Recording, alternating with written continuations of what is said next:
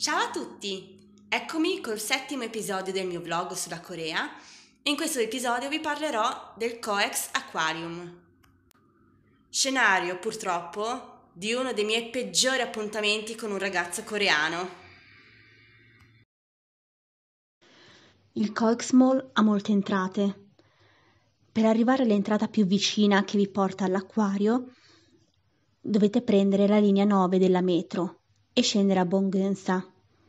Prendete l'uscita 7, che è denominata anche Coex Mall. All'uscita vi ritroverete in una piazza circondati da vari locali, l'entrata del Coex è alla vostra sinistra.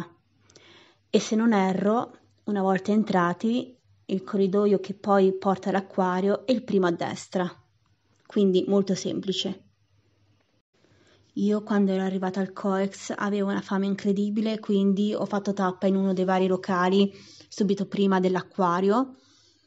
Quindi come potete vedere ho mangiato dei ravioli al vapore con salsa wasabi, però erano enormi e delle crocchette di patate curry, veramente deliziosi.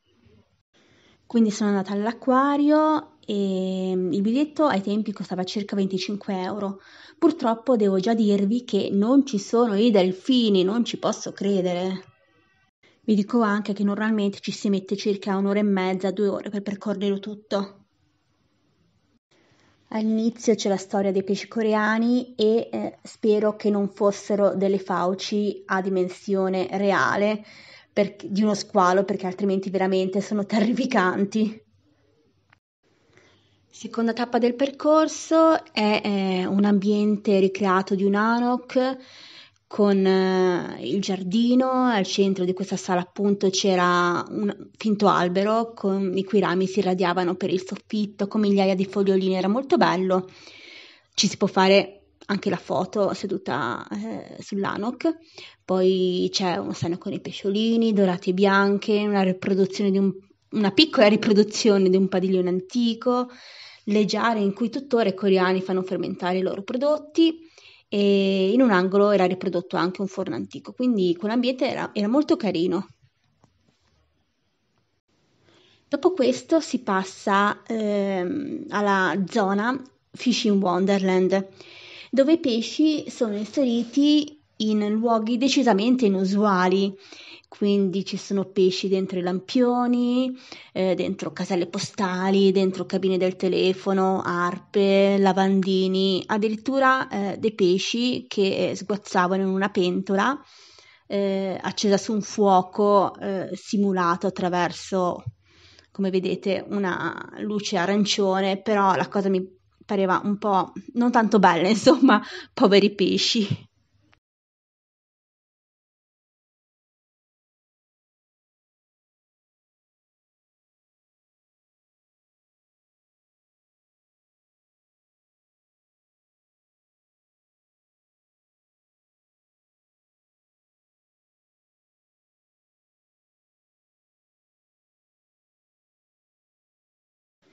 Alla fine c'era anche la zona in cui c'erano questi pesci pulitori, diciamo, sapete, quelli che andavano di moda, che ti pulivano i piedi.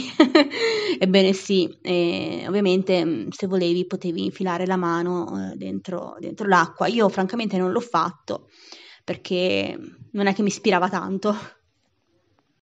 Poi c'era anche una zona laboratorio dove attraverso dei microscopi si poteva vedere, ancora non ho capito bene cosa, infatti non ho fatto foto di quella zona.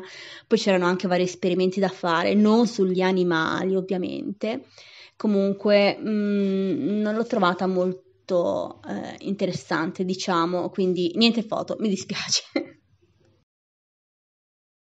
E quindi poi c'era la zona dedicata all'Amazzonia, anche lì uno stanzone enorme, completamente dipinto, ricreando una foresta con montagne, il cielo con le nuvole e le stelle, e fiumi riprodotti, non dipinti, comunque finti, e piante finte.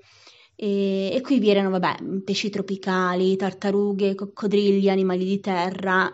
È una delle mie zone preferite, visto che delfini non c'erano, almeno c'erano i pipistrelli, che devo dire, contrariamente ad altri posti dove erano tenuti in luoghi molto bui, quindi a malapena li vedevi e non si muovevano, E qui invece si vedevano bene ed erano molto attivi, svoltavano di qua di là, mangiavano, quindi sono stata un bel po' lì davanti a guardarli.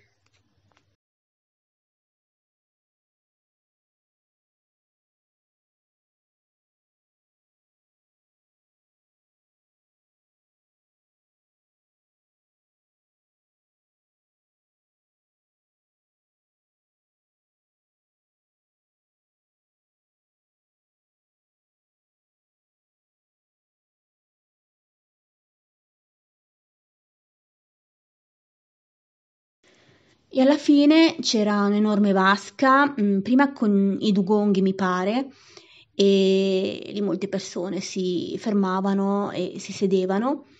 E poi c'era l'enorme vasca che continuava con gli squali e le razze e un tunnel, diciamo, sottomarino che poi vi portava alla fine dell'acquario e dove gli squali e le razze vi passano proprio a pochi centimetri dalla testa. Le razze erano molto carine, con quelle boccucce che risucchiavano le varie conchiglie per mangiarne la parte molle e sputavano il guscio. Gli squali, insomma, quando ti passano vicino e tu stavi sotto e vedevi quei bei dentoni affilati, non era bellissimo. Poi c'era uno squalo che francamente mi pareva che mi stesse puntando fermo, uno davanti all'altra, e piano piano veniva davanti. Vi giuro che nella mia mente ho sentito chiarissima la musichetta dello squalo, cioè era proprio una scena perfetta per quella musica. Purtroppo al copyright, quindi fate finta che l'ho messa. Spero che anche questo mio 7° episodio vi sia piaciuto e l'abbiate trovato interessante. Ricordate di mettere un like e di iscrivervi al mio canale.